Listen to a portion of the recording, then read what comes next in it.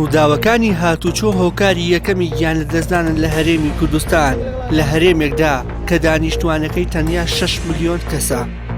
ڕۆژانە هاوڵاتی بە ڕووداوی هاتوچۆ دەمرن، بەڵام لە وڵاتێکی 7 ملیۆنی وەکو بەریتانیا ڕووداوی هاتوچۆ هۆکاری هەشتەمی مردنە.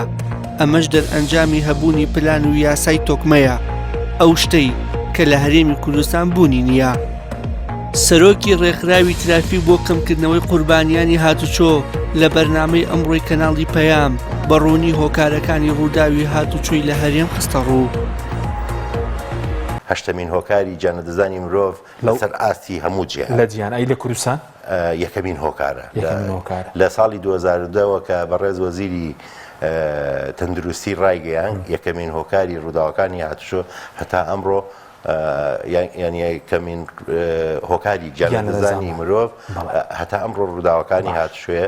ئەگەر حسابی هەموو عێراق بکەین لە ساڵی 2014 ڕێکخراوی WHO ئاماری ئەوەی بڵاو کردەوە عێراق دووەمین خراپترین وڵاتە لە ڕووی ڕووداوی هاتوچۆ لەسەر ئاستی دنیا. گیانی مرۆڤیش بە مادەها جارێکە حساب بکرێتەوە بۆ هەر کەسێک چەندێک زەرەر لە مەسەڵەن کۆمەڵگاکە کەوتووە، چونکە لە چمە تەمەنێک ئەوانەی بەداخەوە لە ڕووداوی هاتوچۆ گیان لەدەستن بەشی هەرە زۆری چینی بەرهەمهێنا، نێوان 18 بۆ 40 تەمەنێتی.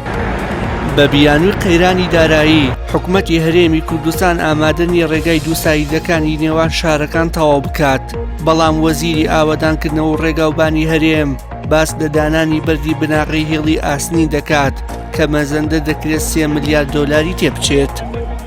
لە بەرامبەریشدا سەرۆکی لیژنەی ئاوەدانکردنەوە لە پەرلەمانی کوردستان ڕای دەگەێنێت هەموو ئەو دەنگ و هەوڵانە بۆ سەرقاڵکردنی هاوڵاتیانە و هیچ هەنگاوێکی کردداری لەو بارەیەوە نەنراوە.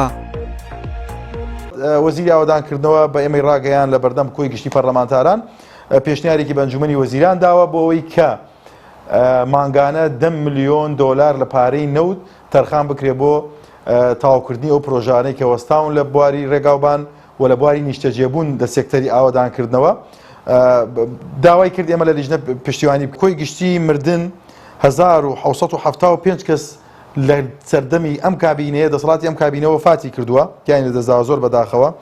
20152 کەس بریندار بوون و ڕووداوەکان 12547 ڕووداو لە هەرێمی کوردستان ڕووی داوە لە ماوەی دەست بەکاربوونی ئەم کابینەوە وەزارەتەکە و خەمڵاندنێکی سەرەتایی بە حکمی ئەو ینی بە دوواداچوونەی کە خۆم کردومە سەروی 52 ملیۆن دۆلار زیان بەر هاوڵاتیان کەوتووە بەمەرجێک نسبەیەکی کەم داناوە بۆ هەر ڕووداوێک کە چەند زیان مادی بەر هاوڵاتیان کەوتووە. یعنی ئەم ئامارە وەڵڵاهی لە تەسەوڕ ناکەم لە هیچ وڵاتێکی دنیا هەبێ. بەپێی ئاماری هاتوچۆ هەرێم لە ساڵی 2021 4000 ڕووداوی هاتوچۆ تۆمار کراون کە بەهۆیانەوە 662 کەس گیانیان لەدەستداوە و 7000 دیکە بریندار بوون.